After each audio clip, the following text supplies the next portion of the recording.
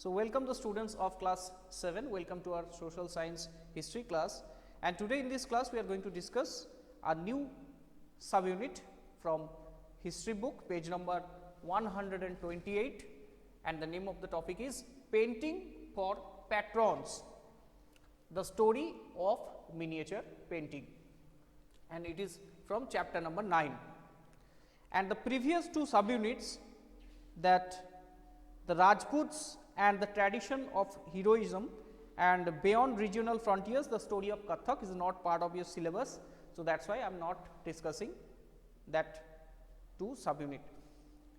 We directly start the painting for patrons, the tradition of miniatures. I think all these things will be disclosed later. Okay. So, just listen our class.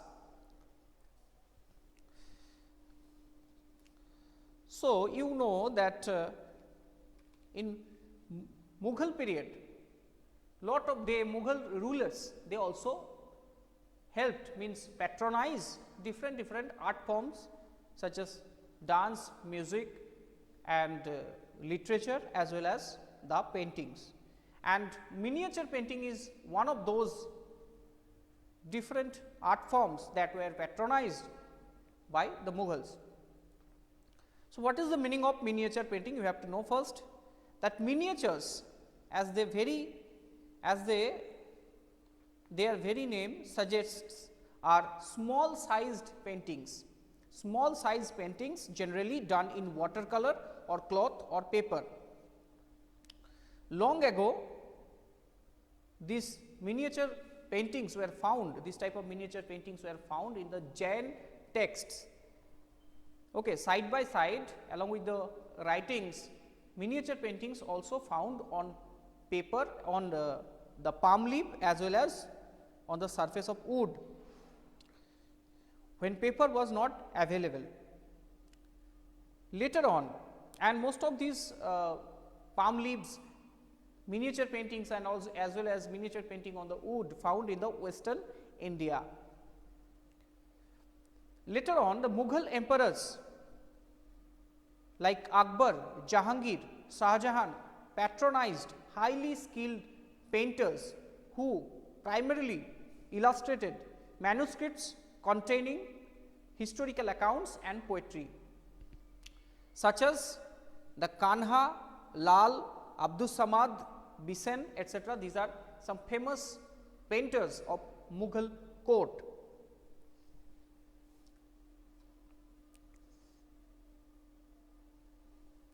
And later on, in the time of Mughals, they started painting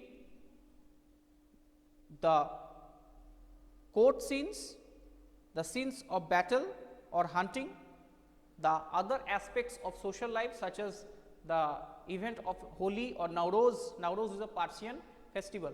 So, all these things depicted by the Mughal miniature painters, and generally these were painted in brilliant colors, and often they exchanged these paintings as gifts and were viewed only by an exclusive few, like the emperor and his close associates and their family members. Okay, so, because they paid salaries and grants to those miniature painters for drawing their personal events, personal life events. Because at that time no photography was there, so instead in the lack of photography and all these things, they use the miniature painters. So, they work for them and they beautifully preserved the memories of any beautiful or any memorable incident of their life, of their lives. Okay. And Monali sir, the chapter is in term 2. Okay. So, the chapters of term 2 already mentioned, I think, in your website, in our official website as well as in the Skype group, and if it is not present, then I will tell you next class. Okay, I will tell you in the next class about the detailed syllabus. And remember one thing, that whatever I am discussing in the class, all these are the part of your syllabus. So, no need to worry. Now, what happened after the Mughal emperor? That when Mughal emperor started declining after the death of Aurangzeb in from 1707, then the financial condition become weaker day by day in Mughal empire and in Mughal courts also. So, it was very difficult to pay the salaries of those miniature painters, and the later rulers, they also against the painting. So, all the painters, miniature painters started moving to the courts of the emerging regional states. And you know that at that time some regional states started emerging, such as the Murshidabad, the Hyderabad in South India, in Deccan, and as well as Awadh. And lot of Rajput courts also accepted those miniature painters, and the Deccani sultanates such as Bijapur, Golconda, Bidar, Berar and Ahmadnagar, they also accepted those miniature painters. So, as a result, Mughal artistic tastes influenced the regional courts of the Deccan and Rajput courts of Rajasthan, and those regional courts also greatly influenced by the Mughal style of painting when those painters joined their courts. And at the same time, they retained and developed their distinctive characteristics, portraits of rulers and court scenes came to be painted in those regional states.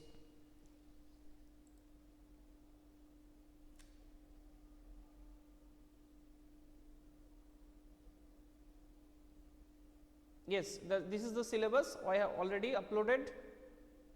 Thank you. Thank you, Tanisha, for uploading, already uploaded.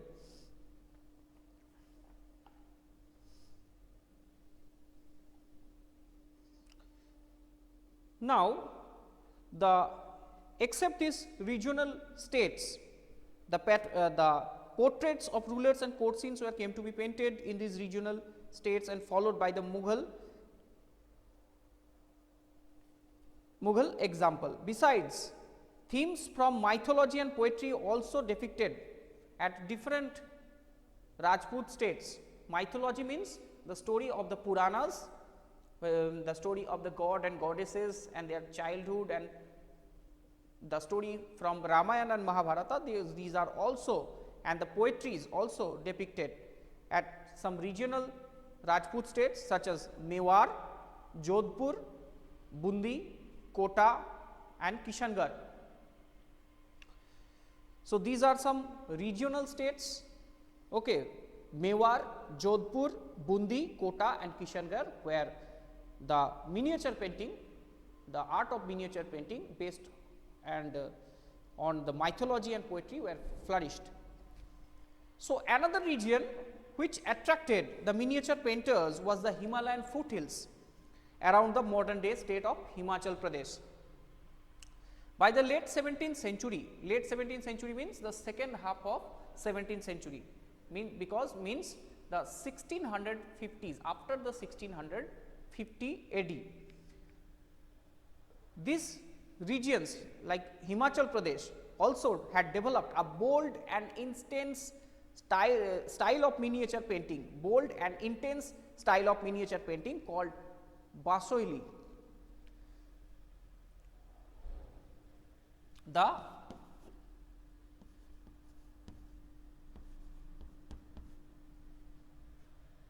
The Basoli style of painting, emerged in the hilly regions, and the most popular text to be painted here was Bhanudatt's Rasamanjari.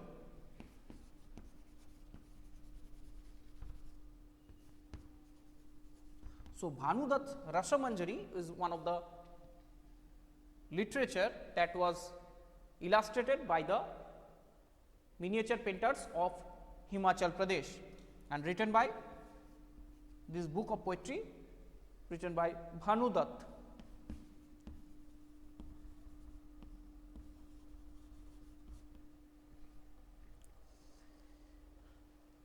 When Nadir Shah, after that when Nadir Shah, the ruler of Persia, attacked Delhi in 1739 and plundered the entire city and the surrounding regions and killed so many people, so then the crisis was there.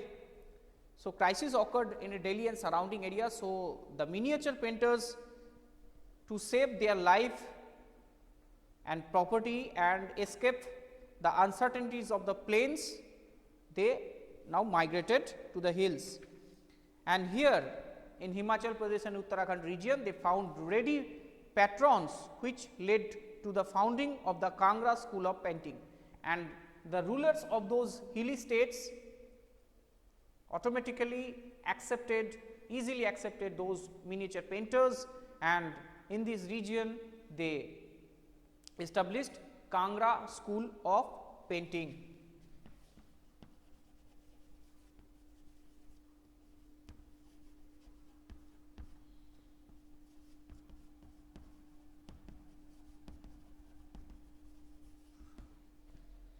So, I think you know that the art forms, various art forms, performing art specially, so these things are very fine artworks, and those things should be preserved and support.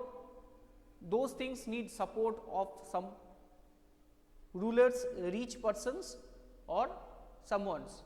Lack of money and insurgency in the country in this and financial insecurities harmed all those art forms. It was not possible in any country to flourish all these art forms in a when in the country there are some economic or financial insecurities, there are some war or some type of conflicting situation occurred. Okay. So, that is why they migrated such a place where they can peacefully practice their art forms. So, all the different type of art forms are, these are very much difficult and it needs so much concentration. So, where the society and the economy was not stable. So, on these places the performing arts are not survived. It is not possible for the performing art to survive in these regions for long. So, in mid 18th century, means after 1750s, the Kangra artist developed a style which breathed a new spirit into miniature painting, and the sources of inspiration in the Kangra school of painting are the Vaishnavite traditions. Means at the time you have already read that in medieval period the Vaishnavite movement was very much popular in the North India as well as in southern and eastern India.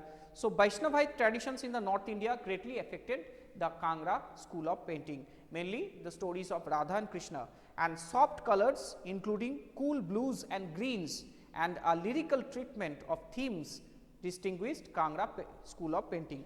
So, picture already given in your page number 129, figure number 9, that Krishna, Radha and her companion is the Pahari miniature Kangra. So, already depicted in your book. Okay.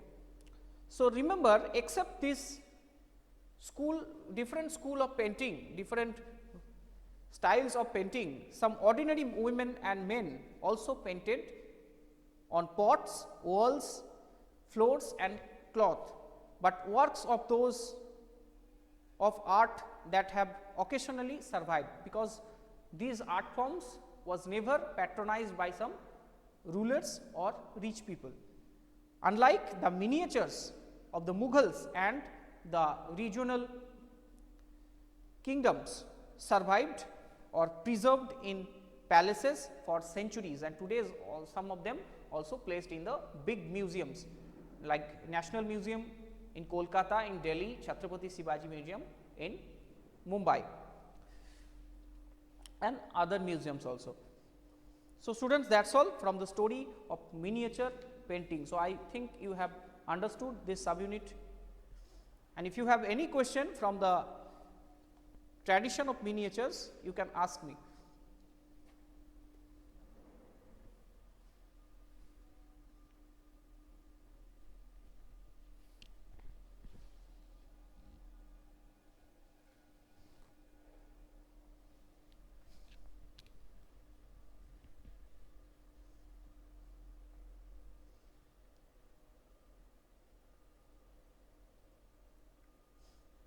Okay, no problem. Okay, Kangra. Kangra is a state, it is a Himalayan region in Himachal Pradesh. Those region earlier called Kangra. Okay. Because there is a princely state is a Kangra, and those are the patron of this Kangra school of painting. Okay. Kangra is a region, and there is a different language also there, Kangri, spoken by the regional people of that Himachal Pradesh. It is a part of Himachal Pradesh, and the part of, and there are some different regions such as Kumaun, Garhwal, Kangra in the hilly tracts of Uttarakhand, northern Uttarakhand, as well as in Himachal Pradesh.